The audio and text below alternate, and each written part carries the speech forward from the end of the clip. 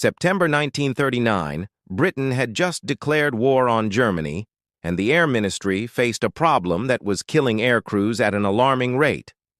Every time a reconnaissance aircraft crossed into enemy territory to photograph German positions, it became a flying target. The solution seemed obvious to everyone. Arm these aircraft to the teeth, give them guns, armor plating, and let them fight their way out if intercepted. Except this approach was failing spectacularly. The Bristol Blenheim served as the RAF's primary reconnaissance aircraft in those early months. Modified with cameras and still carrying its defensive armament, these twin-engine bombers lumbered over enemy territory at roughly 260 Meter effort at Luftwaffe Messerschmitt Bf 109 fighters, by contrast, could reach 350 Mach/s and climb faster than any British bomber could dive. The mathematics were brutally simple. You cannot outrun what is fundamentally faster than you, and you cannot outgun a dedicated fighter when you are carrying cameras and fuel instead of bombs. Between September and December 1939, the losses mounted with sickening regularity. Blenheim crews would cross the German border, and many simply never returned. Those who did often came back with aircraft so riddled with bullet holes that ground crews wondered how they had stayed airborne. The few successful missions yielded photographs, certainly, but at what cost? Some reconnaissance squadrons reported loss rates exceeding 50% on certain operations. For every 2 aircraft that departed, only 1 might return. These were not sustainable numbers by any military standard. The Air Ministry's response followed conventional wisdom: add more guns, install heavier armor plating, increase defensive firepower. If Blenheims were vulnerable, the thinking went, then make them less vulnerable through protection. What this approach ignored was physics. Every pound of armor added was a pound that reduced speed, decreased ceiling altitude, and shortened range. The modified Blenheims became even slower, even more predictable, even easier targets. Luftwaffe pilots began to regard reconnaissance aircraft as little more than practice opportunities. The human cost extended beyond statistics. These were experienced air crews, trained observers who understood what German installations to photograph, pilots who knew how to navigate deep into enemy territory and return. Each loss meant months of training wasted, irreplaceable experience gone, and vital intelligence gathering disrupted. By late autumn 1939, squadron commanders were filing increasingly desperate reports. The current approach was not working. Something fundamental had to change. But nobody in authority quite knew what. French reconnaissance units faced identical problems. Their Pot 63 and Block 174 aircraft suffered similar attrition rates. The Germans, meanwhile, had their own difficulties with Dornier Du 17 and Henschel HC 126 reconnaissance aircraft being intercepted by RAF Hurricanes over British positions. Everyone understood the strategic importance of aerial reconnaissance. Modern warfare demanded knowing where enemy forces were positioned, where factories operated, where defenses had been constructed. Yet the existing methods for gathering this intelligence were grinding air crews into dust. What made the situation particularly frustrating was that the photographs, when successfully obtained, proved absolutely invaluable. Intelligence officers could count tanks, identify aircraft types, track troop movements, and spot new fortifications. The information was gold, but acquiring it resembled sending men into a shooting gallery where they were the targets. The Air Ministry needed a solution that did not simply accept these catastrophic loss rates as the inevitable price of reconnaissance. They needed something radical, something that challenged every assumption about how military aircraft should operate. They just did not know it yet. Enter Frederick Sidney Cotton, though everyone called him Sidney, an Australian businessman and pilot who had spent the 1930s flying private aircraft across Europe. Cotton possessed an outsider's perspective that proved invaluable.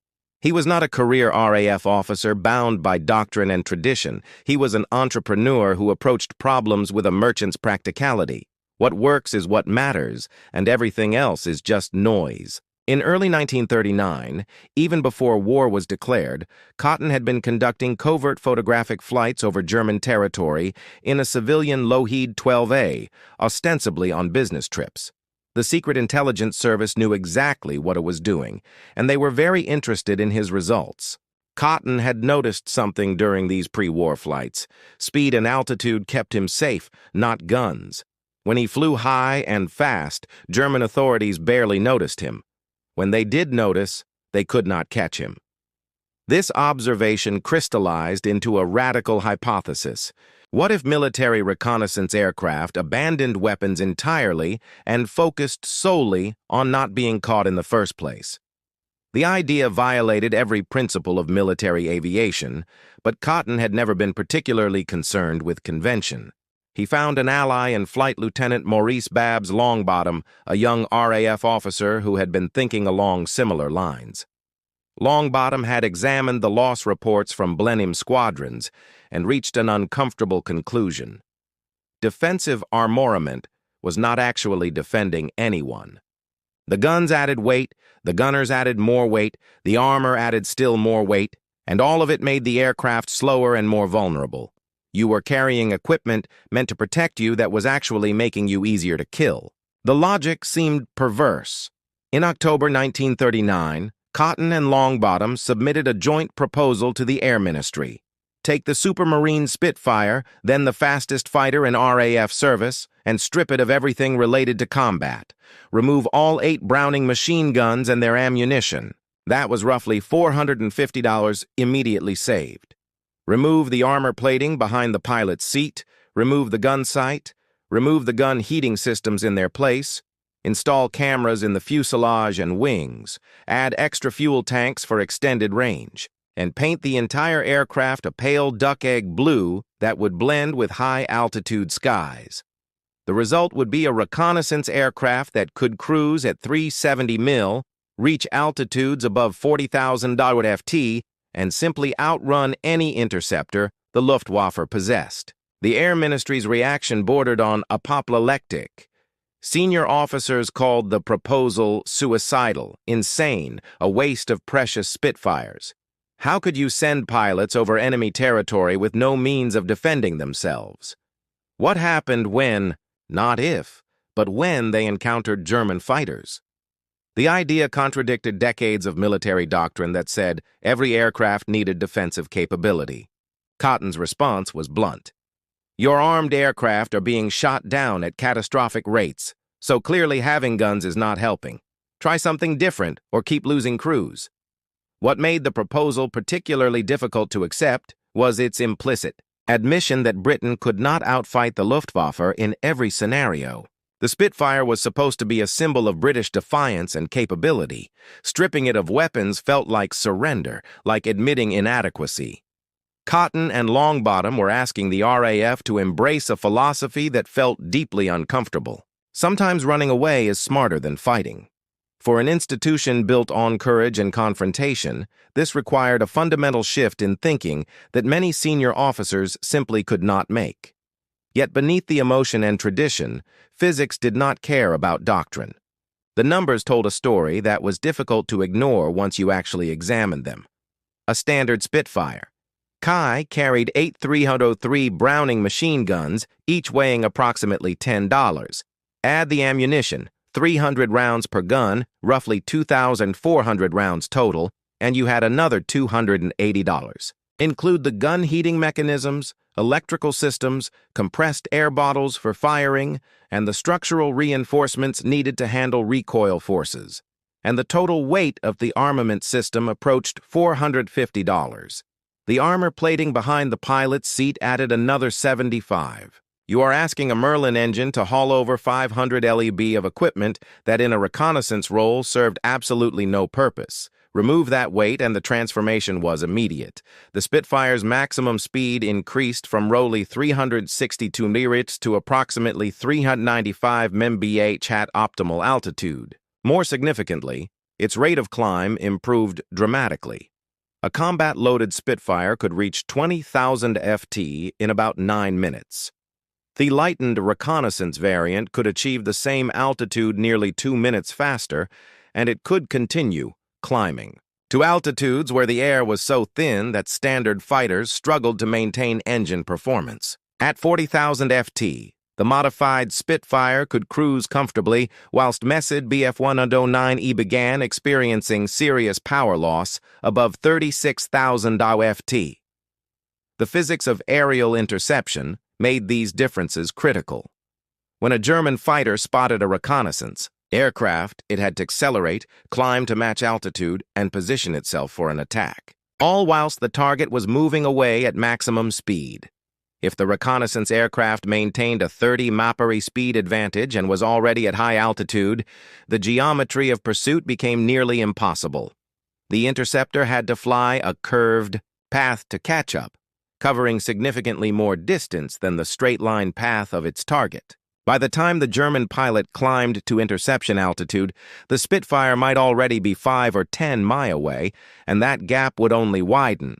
Consider the tactical situation from the Luftwaffe pilot's perspective. Ground observers spot an aircraft. At high altitude, radio the sighting to the nearest fighter base, and pilots scramble to intercept. This process alone consumed 5 to 8 minutes.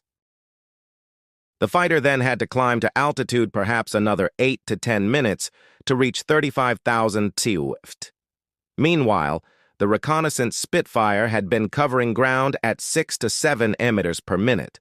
By the time the German fighter reached interception altitude, the target was already 80 to 100 miles away, potentially crossing back into friendly airspace, even if the interceptor gave chase at maximum speed. Closing a 30-minute speed gap over that distance required another 20 to 30 minutes of pursuit.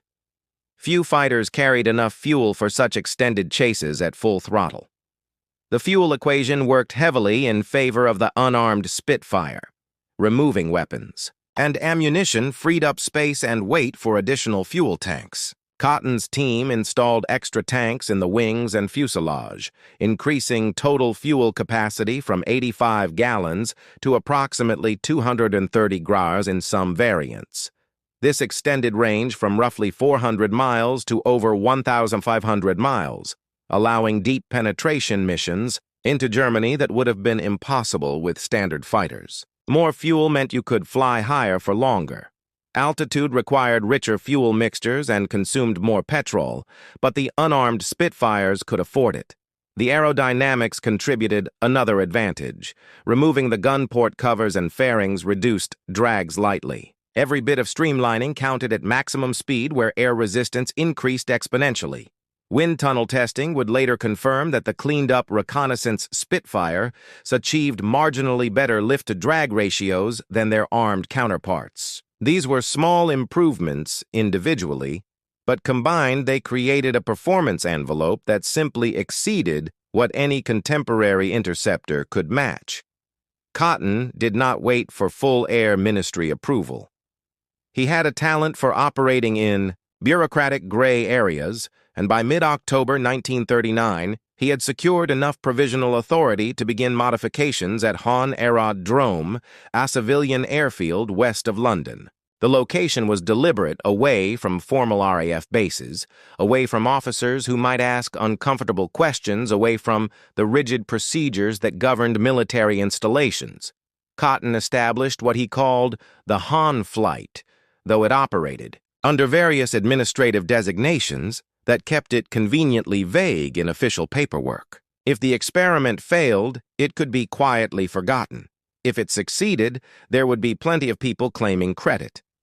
The first Spitfire arrived at H on 20th October 1939. The ground crew, mostly civilian mechanics recruited by Cotton, began the gutting process immediately. They removed the 8 Browning guns, extracting them from the wings along with their ammunition feeds and spent cartridge chutes.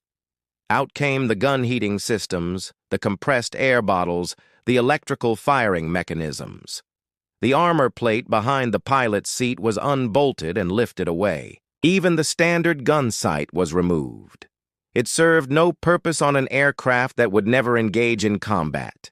Each component was cataloged and stored, partly for accountability and partly because nobody was entirely certain this experiment would not be reversed within weeks. Into the vacated spaces went cameras.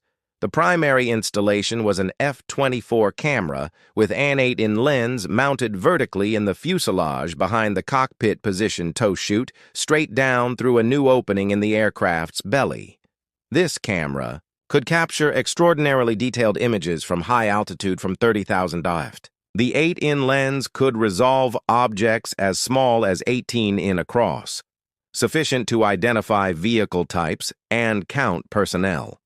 2 additional F-24 cameras were installed in the wings for oblique photography, angled to capture side views of targets. The camera installations required careful balancing. Too far off, and the aircraft became tail-heavy. Too far forward, and the center of gravity shifted dangerously. Fuel capacity received equal attention. Engineers installed a 30-gallon tank in the rear fuselage and a 29-gallon tank behind the pilot's seat where the ammunition boxes had been.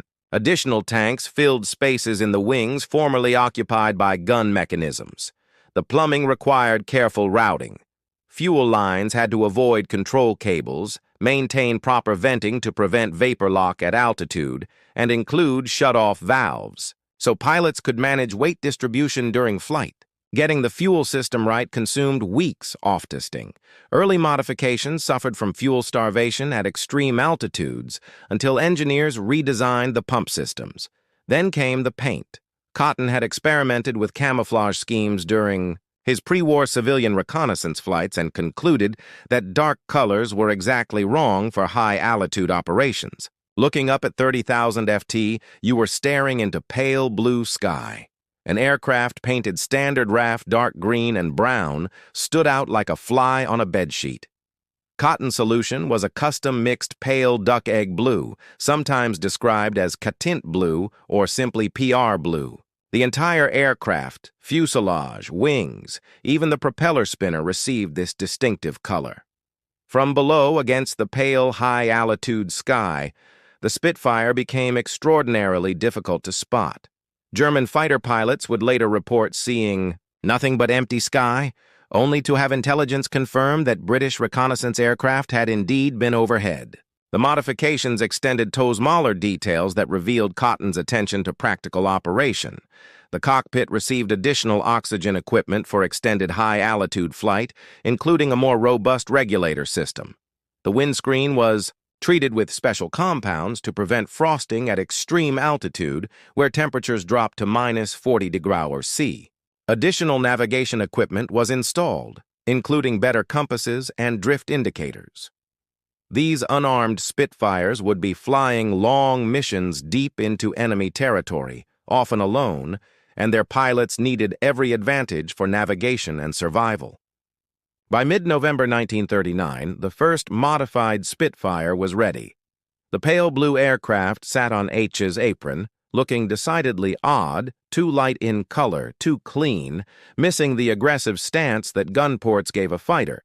Maurice Longbottom would be the test pilot, which made perfect sense given he had co-authored the proposal. If this scheme failed catastrophically, at least one of its architects would share the consequences. The target selected for the first mission was Aachen, a German city near the Belgian border housing railway infrastructure and military installations. The route would take Longbottom over approximately 150 mi of enemy territory, photograph the target area, and return, simple on paper, potentially fatal in execution. The morning of 18th of November, 1939 dawned cold and clear, perfect reconnaissance. Weather, which also meant perfect interception weather. Longbottom climbed into the cockpit, knowing that multiple Luftwaffe fighter bases lay along his route. Every conventional wisdom said he was about to fly a defenseless aircraft into lethal airspace. The ground crew had done their job. Now he would discover whether Cotton's physics arguments held up against German bullets. He advanced the throttle, felt the lightened Spitfire accelerate faster than any he had flown before, and lifted off into conditions that would have seemed suicidal just months earlier. The climb to altitude revealed the first advantage immediately. Longbottom reached 33,000 FT in less time than his standard Spitfire training had required to reach 25,000 FT. The Merlin engine, freed from hauling unnecessary weight, pulled the aircraft upward with almost eager responsiveness. He crossed the channel at altitude, the English coastline falling away behind him, and headed toward enemy territory with only speed and altitude for protection. No guns, no armor, no wingman flying escort, just him, cameras, and Cotton's theory that not being catchable was better than being able to fight back. German radar stations detected his approach, though radar technology in late 1939 was primitive, enough that high-altitude single aircraft often appeared as uncertain contacts. Fighter bases received alerts, and messed pilots scrambled to intercept. Longbottom could see them down below, small shapes climbing toward him, but the mathematics of pursuit worked exactly as Cotton had predicted. By the time the German fighters reached 30,000 FT, Longbottom was already over Aachen at 34,000 FT, traveling at nearly 390 mid. The F-24 camera clicked away, capturing frame after frame of German railway yards, troop concentrations, and supply depots. The Luftwaffe pilots tried. They pushed their aircraft to maximum climb rate, burning fuel at prodigious rates, straining their engines in thin air. A few got close enough to see the pale blue Spitfire, a ghost against the sky, but closing that final distance proved impossible. Longbottom maintained his course and speed, completed his photographic run, and turned for home. The German fighters, now critically low on fuel after their maximum effort climb, had to break off and return to base. Not a single shot was fired. The unarmed Reconnaissance Spitfire had penetrated deep into German airspace, photographed a strategic target, and returned completely untouched. When Longbottom landed back at H, the film went immediately to processing. Within hours, intelligence officers were examining photographs of remarkable clarity. The high-altitude perspective combined with the F-24's optics produced images where individual railway wagons could be counted, where troop formations were clearly visible, where equipment types could be identified. The intelligence haul from this single mission exceeded what multiple Blenheim sorties had achieved at horrific cost. More importantly, the aircraft had returned without damage. The pilot was uninjured, and the mission had proven the fundamental concept. You did not need guns if they could not catch you. The success of that first mission changed everything, though the Air Ministry moved with characteristic caution before committing fully to Cotton's approach. Throughout December 1939 and into early 1940, additional modified Spitfires entered service, and each mission reinforced the same pattern. High altitude, high speed, no interceptions, successful photography. The Photographic Reconnaissance Unit, formally established on 17th of January 1940 at Hon, became operational home for these pale blue aircraft. What had begun as Cotton's Maverick experiment was now official RAF policy. Though getting there had required overcoming months of institutional resistance, the numbers told a story that silenced critics. Between January and May 1940, PR Spitfires flew 67 sorties over German-occupied territory. Only one aircraft was lost, and that was due to mechanical failure rather than enemy action. A survival rate of 98.5%. Compare that to the Blenheim squadrons, still conducting armed reconnaissance, where loss rates hovered between 15 and 25% on contested missions. The mathematics were undeniable. You could send 10 Blenheims and expect to lose 2 or 3, or you could send 10 PR Spitfires and expect all of them back. The choice seemed obvious once presented in those terms. By the summer of 1940, as the Battle of Britain raged, PR Spitfires were photographing Luftwaffe airfields, tracking German invasion preparations along the French coast, and monitoring ship movements in channel ports. Pilots flew missions that would have been absolute suicide for armed reconnaissance aircraft. They cruised over Luftwaffe fighter bases at 38,000 FT whilst German pilots scrambled below them, always too low, always too slow. The pale blue camouflage worked brilliantly.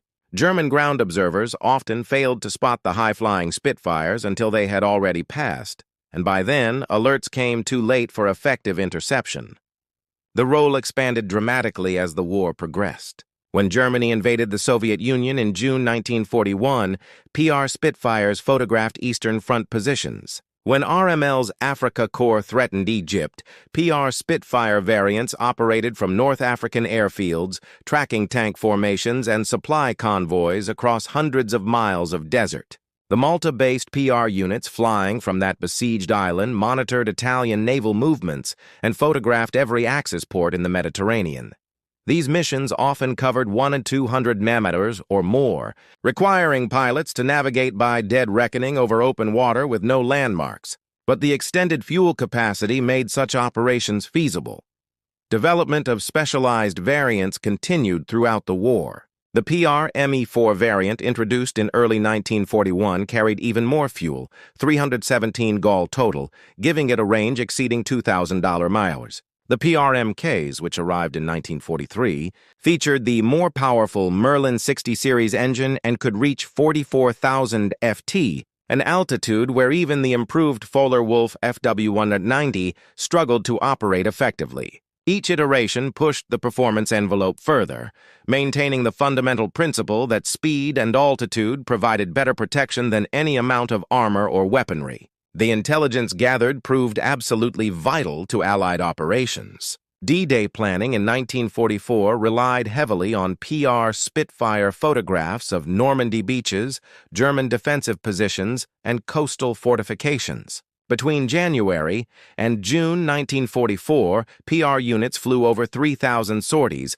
photographing the invasion area, producing more than 1.5 million individual images. These photographs revealed obstacles on beaches, identified artillery positions, tracked German troop movements, and provided the detailed intelligence that made the invasion possible. Without the unarmed Spitfire's ability to photograph heavily defended areas repeatedly and safely, D-Day would have been operating far more blindly. Throughout the entire war, PR Spitfire loss rates remained remarkably low. Various sources estimate survival rates between 95 and 97% across all theaters, depending on how mechanical failures and accidents were counted. Enemy action accounted for very few losses. The aircraft that Cotton and Longbottom had designed as a desperate gamble had become the most successful reconnaissance platform of the war. For Luftwaffe pilots, the pale blue Spitfires became a source of profound frustration. German fighter aces who had shot down dozens of Allied bombers and fighters found themselves utterly impotent against these high-altitude ghosts. Ground controllers would vector them toward contacts at extreme altitude. They would climb at maximum power until their engines protested and their oxygen systems struggled, and they would catch glimpses of the pale shape far above them. Then it would simply disappear, outrunning any pursuit attempt with maddening ease. You cannot shoot what you cannot catch, and you cannot catch what is fundamentally faster at an altitude your aircraft cannot sustain. The Germans called them Die Blue and Jester, the Blue Ghosts. The nickname carried equal parts grudging respect and genuine irritation. These reconnaissance aircraft violated the established order of aerial combat. Fighters were supposed to dominate the sky. Bombers were supposed to be vulnerable, and everything followed clear hierarchies of predator and prey. The PR Spitfires disrupted that order. They were prey that refused to be caught, targets that remained permanently out of reach, enemies that won every encounter by simply not fighting. For pilots trained in aggressive interception tactics, this was psychologically disorienting. German commanders attempted various countermeasures, all of which proved ineffective. They positioned fighters at high altitude in standing patrols, but the fuel consumption of maintaining 35,000 ft for extended periods was prohibitive. A Bf-109 could cruise at that altitude for perhaps 20 minutes before needing to descend or return to base, whilst the PR Spitfire sailed past with hours of endurance remaining. They tried coordinated attacks with multiple fighters approaching from different altitudes, but the speed differential meant the Spitfire could simply run from whichever interceptor got closest. They experimented with ground-controlled interception techniques, vectoring fighters to predicted interception points, but the PR pilots varied their routes and altitudes enough to make such predictions useless. Some Luftwaffe pilots developed near-obsessive determination to down these reconnaissance aircraft. Adolf Galland, one of Germany's highest-scoring aces, reportedly attempted multiple interceptions of PR Spitfires and never successfully engaged one. The aircraft would appear on the horizon. He would position for an attack, advance throttle to maximum, and watch the pale blue shape maintain its distance effortlessly. By the time he reached the altitude where the Spitfire had been, it was miles away and climbing higher still. Other experienced pilots reported similar experiences, endless climbs toward targets that remained frustratingly beyond reach. The psychological impact extended beyond individual frustration. Luftwaffe fighter units were supposed to defend German airspace, yet these British aircraft photographed German cities, military bases, and industrial facilities with apparent impunity. Ground troops would ask why fighters had not stopped the reconnaissance flights overhead. Civilians questioned why defenses seemed powerless. The pilots had no satisfactory answer. They tried.